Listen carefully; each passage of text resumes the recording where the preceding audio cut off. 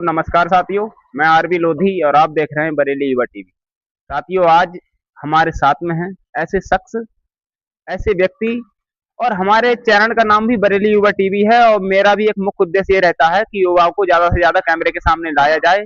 आपने देखे होंगे तमाम पत्रकार साथी हमारे ऐसे हैं, जो बड़े-बड़े राजनेताओं से मिलते हैं, जिनकी प्रसिद्धि बहुत ज़्यादा बड़ी मात्रा में सिर्फ उनसे मिलते हैं, लेकिन छोटे वर्ग के इंसान से, किसी युवा से, दबे-कुचले से नहीं मिलते।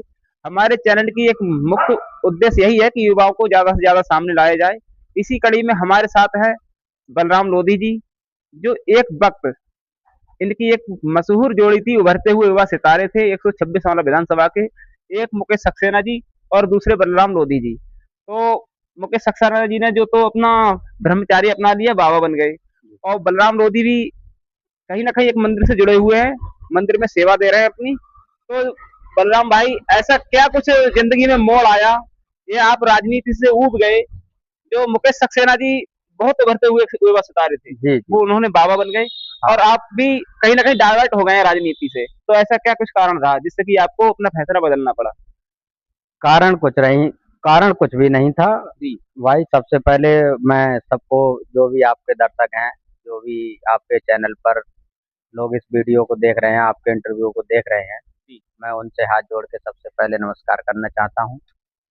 और आप यहाँ तक चल के मेरे पास तक आए, तो आपका भी मैं बहुत-बहुत आभार व्यक्त करता हूँ कि आप कहीं जगह-जगह घूम के युवाओं की आवाज़ के लिए जगह-जगह उनके हौसला अफ़ज़ाई करते रहते हैं, उनकी मन की बात पूछते रहते हैं। ये आप ग्राउंड में घूम के हर जगह युवा वर्ग के जो भी मेरे नौजवान साथी हैं, राजनीति में सही या किसी भी अन्य क्षेत्र में हैं, तो आप उनके लिए कहीं न कहीं उत्साहवर्धन करते हैं और मैं इसलिए आपका बहुत-बहुत आभार करना चाहता हूँ, लोधी आपका भी साहब। बहुत-बहुत स्वागत है भाई। जैसे बलराम भैया, पिछली बार जब पंचायत चुनाव हुए थे, आपने अपना प्रचार भी किया था जिला पंचायत सदस्य को लेकर। जी, तो जी। क्या कुछ कारण रहे थे कि आपने बिल्कुल राजनीति से मुँह मोड़ लिया? क्या कुछ कारण थे? क्या किसी मतलब किसी का पॉलिटिकल प्रेशर था या कोई और कारण थे? ना, ना, इसमें किसी का कोई भी पॉलिटिकल प्रॉब्लम नहीं थी, ना ही किसी ने ये कहा कि जैसे राजनीति में चलता रहता है जी, अपने, कि हर जगह मतलब एक कड़ी से कड़ी जुड़ी हुई होती है कि मैं भी एक मेरे मित्र हैं मुकेश सक्सेना, जी, तो मैं भी कहीं न कहीं उनसे जुड़ा हुआ था क्योंकि हम और वो दोनों लोग मंदिर में बचपन से ही सेवा दे रहे थे यहाँ दिगंबर जैन मंदिर में। तो कहीं भी जाना होता था तो दोनों लोग साथ जाते थे, रहना साथ में था, घूमना-फिरना सब साथ में था, तो वो राजनीति में गए तो मुझे भी राजनीति में मतलब साथ में जाना इंटरेस्ट पड़ा। रहा। हाँ, तो मैंने कहा भई बाबा की सेवा कर रहे हैं यहाँ मंदिर में, तो अगर इसी के साथ-साथ कहीं समाज की भी सेवा हो जाए, तो बहुत अच्छा रहेगा। तो जैसे कि अभी आप तो रामनगर में चौबीसी मंदिर बोलते हैं ना इसको? जी, जी, तो दिगंबर इसमें जैन मंदिर। हाँ, इसमें आप अपनी सेवा दे रहे हैं जी, और बाकी जो मुकेश सक्सेना जी हैं, जी। वो अभी कहाँ पर हैं? वो इस समय अपने गुरुदेव के पास थे जयपुर में। जयपुर में। हाँ, तो हाल ही में वो अभी मेरे पास सुबह ही आज फ़ोन आया था कि मैं लखनऊ में आ गया हूँ, वहाँ पंचकल्याणक प्रोग्राम चल रहा है। तो बोले मैं 1-2 दिन में आई क्षेत्र में आऊँगा रामनगर जैन मंदिर, तो मैं आपसे जल्द ही मिलूँगा। तो अभी जो है बलराम भाई, 126 वाला विधानसभा के चुनाव भी बहुत नज़दीक में आने को हैं जी, और पंचायत चुनाव भी टल गए हैं कुछ समय के लिए। जी। तो आप क्या कुछ किसी का सपोर्ट करते हैं? बीजेपी के पक्ष में हैं, समाजवादी के पक्ष में हैं या सबके पक्ष में हैं या किसी के पक्ष में नहीं हैं?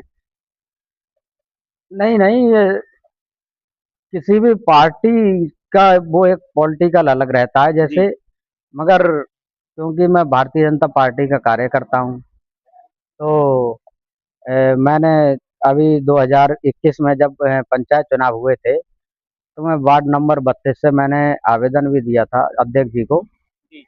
कि मैं चुनाव लड़ने का मेरी मंशा है। अगर पार्टी को विश्वास है और जनता को मुझ पर विश्वास है, तो मैं क्यों ना वार्ड 32 के सिंबल पर पार्टी के भारतीय जनता पार्टी के चुनाव लड़ूँ। तो ऐसे कुछ समीकरण रहे कि शायद जो भी रहा हो पार्टी की मंशा रही हो, किसी कारणों से वो मुझे इधर टिकट से नहीं टिकट नहीं हो पाया, मगर पार्टी के लिए सेवा हमेशा आज जारी भी कर रही रहे है। हैं। कोई दिक्कत नहीं है। सारी पार्टी मीटिंग वगैरह सब मैं जाता रहता हूँ, और कार्यकर्ताओं की एक जो मीटिंग होती है मैं उसमें भी जाता हूँ। और कार्यकर्ताओं से ग्राउंड में घूम के जो भी बात होती है मैं सारी बातें करता रहता हूँ। जो भी पार्टी हाईकमान, जिला अध्यक्ष जी, मंडल अध्यक्ष जी, या जो भी हमारे निर्देश देते हैं, उनके दिशा निर्देशन में हम लोग काम कार्यकर्ता के हैसियत से हम काम करते हैं।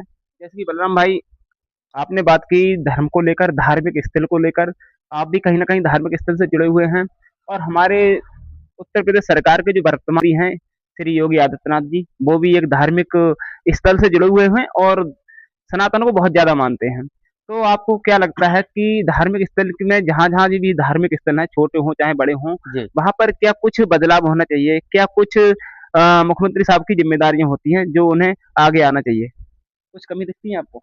नहीं, नहीं, इसमें भारतीय जनता पार्टी और उत्तर प्रदेश में योगी आदित्यनाथ की सरकार है। जी, माननीय श्री मुख्यमंत्री जी, वो अपने, चाहे वो धार्मिक हो या समाज का कार्य हो, वो अपना कार्य शुद्ध अंतःकरण से पूरा निर्वहन कर रहे हैं। और जो भी हाल ही में चुनाव हैं उत्तर प्रदेश में 2027 में, माननीय योगी आदित्यनाथ, माननीय भारतीय जनता पार्टी की सरकार पूरी तरीक़ा से बनेगी भी। और इसमें जनता का, उत्तर प्रदेश की जनता का, कार्यकर्ताओं का, समाज सेवियों का, जो भी वर्ग के लोग आते हैं, वो भारतीय जनता पार्टी के लिए सपोर्ट करते हैं, वोट करते हैं। और उत्तर प्रदेश को उत्तम उत्तर प्रदेश बनाने का अगर किसी ने काम किया है, तो माननीय योगी सरकार ने किया है, भाजपा सरकार ने किया है। क्योंकि वह उत्तर प्रदेश को बनाया है, वो माननीय योगी सरकार ने बनाया है। जैसे कि बलराम भाई, जैसे कि हमारे जो मुख्यमंत्री जी हैं, सनातन धर्म को बहुत मानते हैं, साथ-साथ में आप जो हैं, जैन धर्म के मंदिर में आप अपनी सेवाएँ प्रदान कर रहे हैं। तो क्या लगता है आपको कि उन वो कहीं मतभेद करते हैं? या सिर्फ़ एक समाज को, एक धर्म को लेके चलते हैं? या आपकी तरफ से आपके मंदिर में कुछ जो कुछ कमियाँ रही हों, आप उनसे क्या कुछ अपील करना चाहते हैं? नहीं, हमारी तरफ से हम कुछ भी अपील नहीं करना चाहते हैं, जी, क्योंकि प्रदेश में योगी सरकार है। जी, वो सारा काम सारे व्यवस्थित तरीके से हर जात धर्म से ऊपर होकर सारे काम व्यवस्था से हो रहे हैं। क्योंकि उत्तर प्रदेश में भाजपा की सरकार है, भारत की सरकार है, जनता की सरकार है, कार्यकर्ता की सरकार है। और सबसे बड़ी बात यह है कि माननीय योगी सरकार ने उत्तर प्रदेश के लिए कर्फ्यू मुक्त कर्फ्यू मुक्त करके सरकार ने अपनी पूरी ज़िम्मेदारी से सभी समाज को, कार्यकर्ताओं को सम्मान से, जी। और सबका साथ और सबका विकास, जो पार्टी का हमारा नारा है, उसे पूरी तरीक़ा से निभाने का काम किया है माननीय योगी सरकार ने। और 2027 में भी भारतीय जनता पार्टी की सरकार बनेगी। जैसे इसके कि लिए बलराम भाई, आप भी यहाँ के जो क्षेत्रीय विधायक हैं, श्रीमान धर्मपाल सिंह जी, आप उनके बहुत करीबी रहे हैं जी, और वो यहाँ से मतलब रामनगर से गुड़िया के लिए मुख्य मार्ग है, उस पर आपका ये धार्मिक स्थल जो है, मंदिर जो है, दिगंबर जैन मंदिर, हुँ, तो आप यहाँ पर ड्यूटी करते हैं, तो कभी आते-जाते आपकी मुलाकात हो गई हो, जी, मंत्री जी यहाँ आकर बैठे हों और आपसे कुछ कमियों के बारे में पूछा हो कि हमारे लायक कोई सेवा हो, तो ऐसा कभी मौका आया आपके पास? नहीं? हाँ, यहाँ अभी हाल ही में मंत्री जी ने गुलरिया से पैदल यात्रा की थी, जी, तो मैंने यहाँ मंत्री जी का भव्य स्वागत किया। तो उस समय बात नहीं हुई, मगर मंत्री जी से मैं कार्यालय पर, उनके कैंप कार्यालय पर कई बार मिला। जी, तो उन्होंने मुझसे कहा है कि जो भी कोई भी दिक्कत हो, आप हर समय मेरे लिए, मैं कार्यकर्ताओं के लिए, अपनी जनता के लिए, अपने आंवला की जनता के लिए, अपने प्रदेश की जनता के लिए, या मैं जिस विभाग से जुड़ा हुआ हूँ या जिस विभाग का मुझ पे मंत्रालय है, उस विभाग से जुड़ी हुई कोई भी समस्या है, तो वो मुझसे बेझिझक आकर कह सकता है और मुझसे बात कर सकता है। मैं माननीय मंत्री जी का इसलिए बहुत बड़ा मतलब उनके साथ मैंने रह के बहुत कुछ सीखा, और मुझे आगे भी सीखने का मौका मिलेगा। क्योंकि माननीय मंत्री जी ने क्षेत्र में काफ़ी योगदान दिया है और जनता भी उनकी तरफ बहुत ज़्यादा आकर्षित है, क्योंकि आप जानते ही हैं कि माननीय मंत्री जी लगातार यहाँ से 5 बार। नमस्कार साथियों, एक बार फिर आपका बहुत बहुत स्वागत है 126 विधानसभा के सम्मानित क्षेत्रवासियों को। अभी हमारे साथ में थे बलराम लोधी जी, जो अब से 5 साल पहले की आप राजनीति देखेंगे तो बहुत उभरता हुआ युवा सितारा था। बहुत एक्टिव राजनीति में लगातार जनसंपर्क करते थे, लगातार क्षेत्र भ्रमण करते थे। बीजेपी के एक मजबूत कार्यकर्ता आज भी हैं और कहीं न कहीं लोगों की कुछ इच्छाएँ हो जाती हैं, कहीं न कहीं कुछ मजबूरियाँ रहती हैं, डाइवर्ट हो जाते हैं। तो आप सब क्या कहेंगे बलराम भाई के बारे में, तमाम इनकी जो मंदिर में सेवा दे रहे हैं उसके बारे में? आपको क्या लगता है कि मंदिर में सेवा देने के साथ-साथ में इन राजनीति में आना चाहिए, नहीं आना चाहिए? बाकी क्या कुछ और करना चाहिए? आप अपनी राय कमेंट कमेंट बॉक्स बॉक्स में दे सकते हैं और वीडियो को लाइक करें, शेयर करें।